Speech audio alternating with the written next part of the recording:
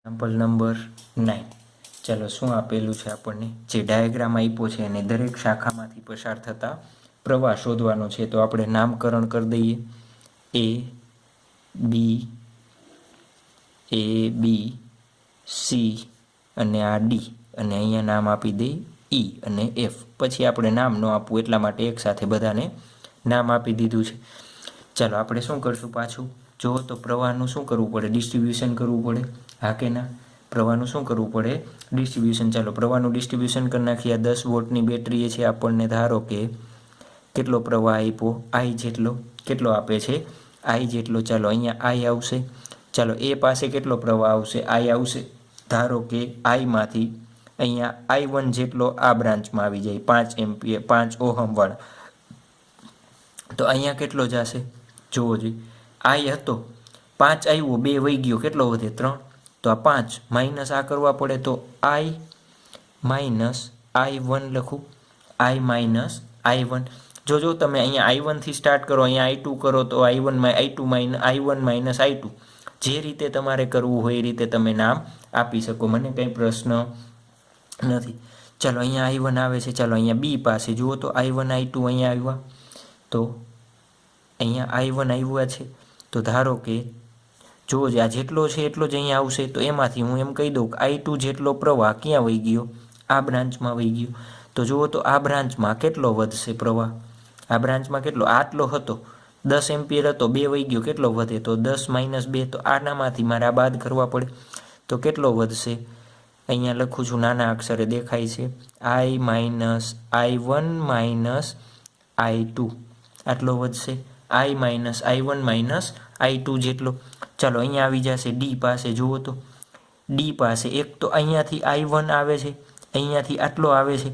તો એ બેનો સરવાળો થઈને જે નીકળશે એ બાર અહીંયા નીકળશે. બેનો સરવાળો કરો તો I1 કેન્સલ. શું વધશે, I માઇનસ I2 વધ્યો. ચાલો અહીંયા I માઇનસ I2 આવ્યો, I2 આવે છે અહીંયા બેથી. ચાલો બેનો સરવાળો કરશો તો I2 કેન્સલ. શું વધ્યું, I.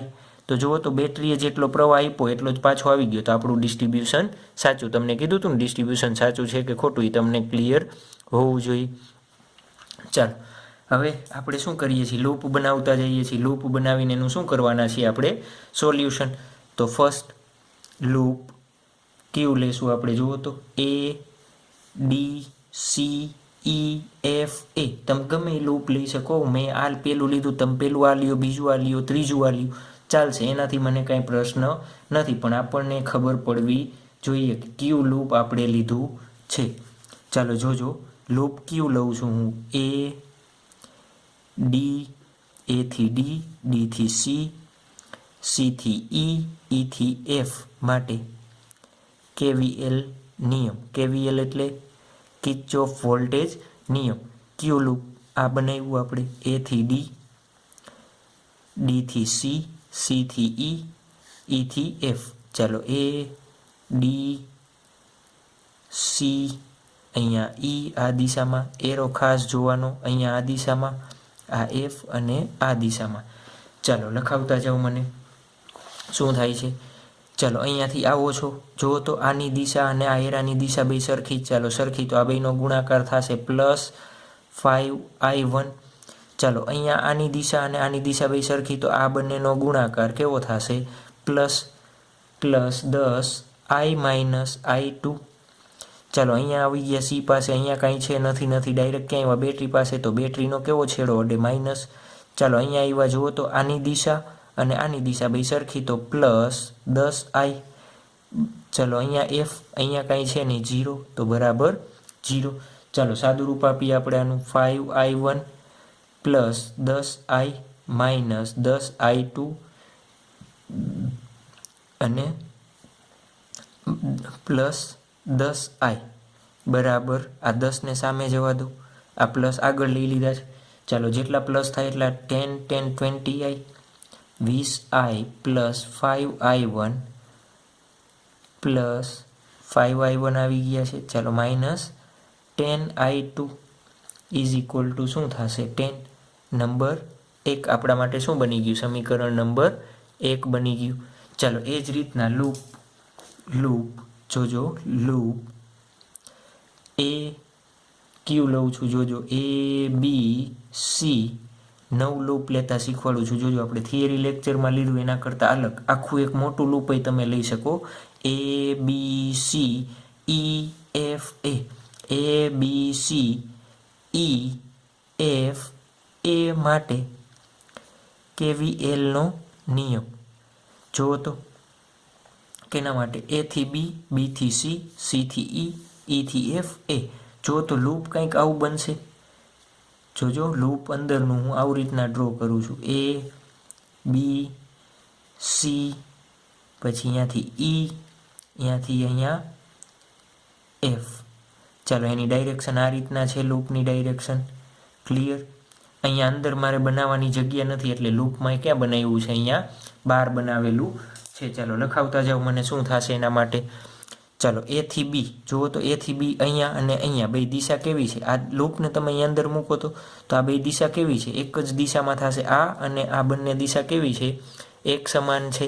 ચાલો એક સમાન છે તો શું લખી શકાય, જુઓ તો 10I - I1 પ્લસ આવશે. ચાલો પાછા B પાસે પહોંચ્યા, B થી C ની દિશા આમ તો આની દિશા આમ છે તો પ્લસ 5I2. ચાલો C થી E માં કાંઈ નથી, ડાયરેક્ટ અહીંયા પહોંચ્યા -10. ચાલો જુઓ તો આની દિશા અને આ નીચેની દિશા બે સરખી, તો બે સરખી છે તો શું લખી શકું, પ્લસ 10I. ચાલો ક્યાં પહોંચ્યા, અહીંયા A ઇઝ ઇક્વલ ટુ શું કહી દઉં, 0. એના બરાબર શું કહી દઈએ આપણે, 0. ચાલો મને લખાવડાવતા જાઓ, લખાવો મને જલ્દી લખાવડાવો. ચાલો શું થશે, સાદું રૂપ અપાવડાવો. -10I1 પ્લસ 5I2 -10 પ્લસ આને આગળ લઈ લો 10I ઇઝ ઇક્વલ ટુ 10. ચાલો 10 20I -10I1 plus 5I2 is equal to 10. Number સમીકરણ નંબર શું થઈ ગયો આપણા માટે, 2. ચાલો ત્યારબાદ જુઓ તો લૂપ જોજો A B D A માટે જોજો તમે કોઈ પણ 3 લૂપ લઈ શકો. આપણે 3 અનનોન છે તો 3 સમીકરણ બનાવવા પડે. ચાલો ક્યાં જાઉં છું, A થી B, B થી D અને D થી A. ચાલો A B D, ચાલો એરો બનાવી દઉં, A થી B, B થી D, D થી A. આ દિશામાં જાઓ છો. ચાલો લખાવતા જાઓ, અહીંયા અને અહીંયા બંને એરાની દિશા સેમ તો પ્લસ આવશે કેનો, આ બેનો ગુણાકાર તો 10 કૌંસમાં I - I1. ચાલો અહીંયા B જુઓ તો આની દિશા અને આની દિશા બે સરખી તો પ્લસ 5 કૌંસમાં I - I1 -I2. ચાલો D થી A, આમાં આની આ દિશા છે, આની આ બે વિરુદ્ધ દિશામાં છે, વિરુદ્ધ હોય તો માઇનસ નિશાની 5I1 ઇઝ ઇક્વલ ટુ 0. ચાલો સાદું રૂપ આપો, 10I - 10I1 plus 5I -5I1 -5I2 -5I1 બરાબર 0. ચાલો બરાબર 0. જુઓ તો શું આવે છે આમાં, 10I plus 5I 15I -20I1 10 5 5 20 થઈ ગયા. ચાલો -20I -5I2 is equal to 0 થશે. ચાલો આમાંથી કેટલાને કરતા બનાવી, I ને કરતા બનાવો તો જુઓ તો શું થશે, I ઇઝ ઇક્વલ ટુ શું થશે, 15I is equal to 20I1 plus 5I2 થશે, થાય ને.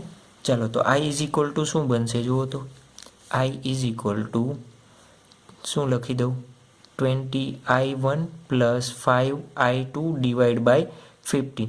જોજો આમાંથી તમે 5 કોમન કાઢીને છેદ ઉડાડો તો મને કંઈ વાંધો નથી, તો એ આપણને આવડવું જોઈએ એટલું. ચાલો આ આઈની કિંમત સમીકરણ 1 અને 2માં મૂકતા પહેલાં સમીકરણ 1માં મૂકીએ. સમીકરણ 1માં મૂકતા કેને, તમને ના આઈને. ચાલો 20 કૌંસમાં જુઓ તો શું થશે, આમાંથી 7 કોમન કાઢ લો, તમને એવું હોય તો કોમન કાઢ લેશું. 5 ચાલો કોમન કાઢ લો, 4I1 પ્લસ I2 5 કોમન કાઢ્યા, શું કાઢ્યા 5 કોમન કાઢ્યા. આ કિંમત મૂકી એટલે શું થશે, ઓછું ગુણાકાર કરવો પડે આપણે એટલા માટે. ચાલો 4I1 plus I2 divide by 3 plus 5I1 સમીકરણ 1માં મૂકો છો ને, સમીકરણ ચાલો કેમાં મૂકીએ છીએ આપણે અત્યારે સમીકરણ 2માં મૂકીએ છીએ પહેલાં કેમાં મૂકીએ છીએ સમીકરણ નંબર 2માં +5i1 - 10i2 = 10 તમે ગમે એમાં મૂકો તો ચાલે હો એવું જરૂરી નથી મેં મૂક્યું એમાં જ તમારે મૂકવું ચાલો 24 × 80 i1 + 20i2 જો તો 3 લસ આવશે તો આની સાથે બધા સાથે ગુણી દઉં તો 15i1 - 30i2 = 30 ચાલો જે સાદા હોય ભેગા કરી દો સરખા સાદા નહીં 95i1 i2 કેટલા વધશે 10i2 = 30 ચાલો આમાંથી 5 કોમન નીકળે છે તો કાઢી નાખવા છે તો કેટલા વધશે 19 5 જા 19 તો i2 = 5 6 જા નંબર 4 સમીકરણ નંબર શું આપી દીધું આપણે 4 આપી દીધો ચાલો હવે જુઓ તો સમીકરણ 1માં કિંમત મૂકીએ આપણે સમીકરણ 1માં કિંમત મૂકતા ચાલો સમીકરણ 1માં 20 આઈની જગ્યાએ કેટલા લેશું આપણે 4i1 + i3 4i1 + i2 / 3 - 10i1 + 5i2 = 10 ચાલો આનું સાદુરૂપ આપો આપણે આનું શું આપીએ આપણે સાદુરૂપ આપતા જાવ ચાલો શું થશે 24 × 80 i1 + 20i2 3 લસ આવશે આની સાથે ગુણાકાર કરી દો -30i1 + 15i2 = 30 ચાલો આનું સાદુરૂપ આપો એટલે જુઓ તો 80માંથી 30 જશે તો 50i1 + 35i2 = 30 ચાલો 5 કોમન નીકળશે કાઢો કોમન 10 5 જા i1 + 5 7 જા i2 + 6 જા નંબર 5 ચાલો સમીકરણ નંબર 4 અહીંયા નીચે લખી દો શું કરશું આપણે તમે આગળ બુકમાં બનાવ્યું ને સમીકરણ 4 ને 7 વડે ગુણી અને સમીકરણ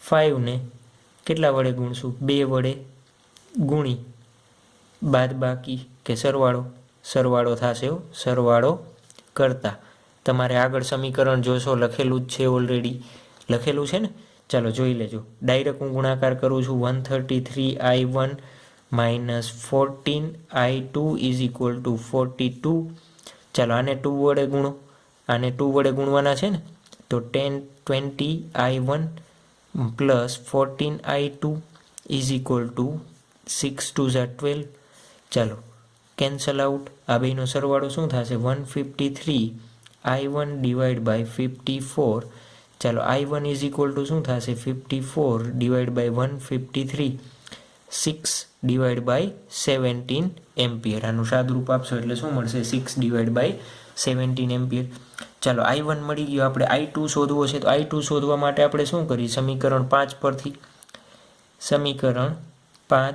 પરથી આપણે i2 શોધવો છે તો i1 મૂકી દો 10 × 6/17 + 7i2 = 6 ચાલો સોલ્વ કરવા સમીકરણને 7i2 = 6 - 60 / 17 એનો આન્સર મળશે 42 / 17 તો i2ની કિંમત આપણને મળશે 6/17 એમ્પિયર ચાલો i2 મળી ગયો શું શોધવાનો છે જે આપણે i શોધવાનો છે ચાલો i માટે આપણે સમીકરણ બનાવ્યું હતું શું હતું i માટેનું સમીકરણ યાદ કરો તો i = 4i1 + i2 / 3 કિંમત મૂકી દો 4i1 એટલે આપણે 6/17 પ્લસ i2 એટલે કેટલા છે 6/17 / 3 ચાલો એનો સાદુરૂપ આપશો એટલે તમને મળશે 10/17 એમ્પિયર 10 / શું મળશે 17 એમ્પિયર ચાલો i મળી ગયો આપણને ખબર છે શું શોધવાનું છે દરેક શાખામાંથી પસાર થતો